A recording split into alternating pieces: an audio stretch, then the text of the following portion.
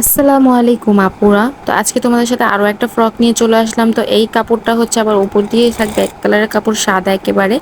তো এই দুইটা যে ফ্রক দেখেছি দুইটা কিন্তু একজনেরই।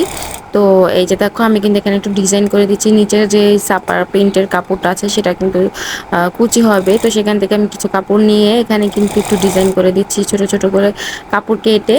তারপর হচ্ছে পাইপিং দিয়ে নিচ্ছি। এই যে দেখো একটা পাইপিং দিয়ে দিলাম সোজা করে, মানে বন্ধ খোলা সাইডগুলো একদিকে রেখে সেলাই দিয়ে তারপরে উল্টো করে নিয়ে একটা সেলাই দিয়ে দিলাম, চাপ সেলাই।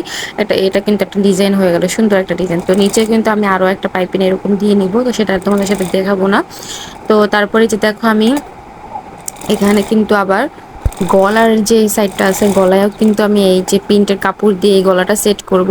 তো সেজন্য প্রথমে বক্রমটা গলার মাপে কেটে নিয়েছি, তারপরে দুই পাশে ভাঁজ করে একটা কাপড়ের সাথে গলাটা অ্যাটাচ করে নিয়েছি। তারপর যে দেখো যাতে দুইটা সাইডে যাতে প্রিন্ট থাকে সেরকম করে আমি কিন্তু কাপড়টা সেলাই করে নিব। তারপর যে দেখো আমি কিভাবে করছি।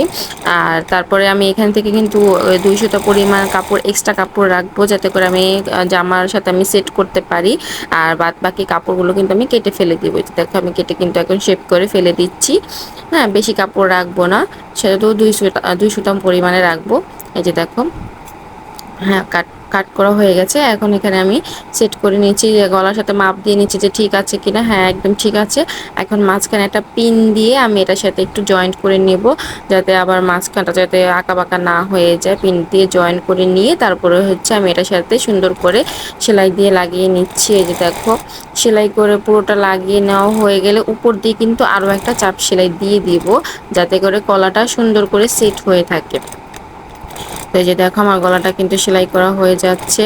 এই একটুখানি ডিজাইন দিলে কিন্তু জামাটা একটু সুন্দর হলো, আর একদম এক কালার দিলে কিন্তু আর ভালো লাগতো না। আর এই সব ডিজাইন দেখাতে গেলে ভিডিওটা অনেক বড় হয়ে যায়, এত তাড়াহুড়া করে কিন্তু সব কাজ বোঝানো যায় না। আর ভিডিও বড় হয়ে গেলে তোমরা তো আবার দেখতে চাও না, ভিডিও বড় হলে একটা ঝামেলা। তো যাই হোক, এই যে আমি এখানে কুচিটাও দিয়ে নিয়েছি, তারপর যে হাতায় একটু কুচি কুচি দিয়ে নিব। আর নিচে যে একটু ডিজাইন আছে লেসের মতো, তো সেটা কিন্তু আমি একটু এখানে অ্যাড করে দিব যাতে দেখতে সুন্দর লাগে। দুই সাইডে কিন্তু আমি কুচি দিয়ে নিচ্ছি যাতে একটু ঘটিয়াতা হবে, সেই জন্য। যে নিচে দেখো আমি কিন্তু একটু ডিজাইনগুলো অ্যাড করে দিব। যে এই লেসের মতো একটু ডিজাইন আছে সেটাই আমি এখানে একটু জয়েন করে দিচ্ছি, তাহলে দেখতে আরও সুন্দর লাগবে। হাতা ছোট মানুষ যেহেতু, তাই একটু ডিজাইন করে দিচ্ছি। এই যে লেসটা লাগানো শেষ। এবার দেখো ফাইনাল লুকটা। তো সবাই ভালো থাকো, সুস্থ থাকো, আল্লাহ হাফেজ। আর কেমন হয়েছে জানাবা।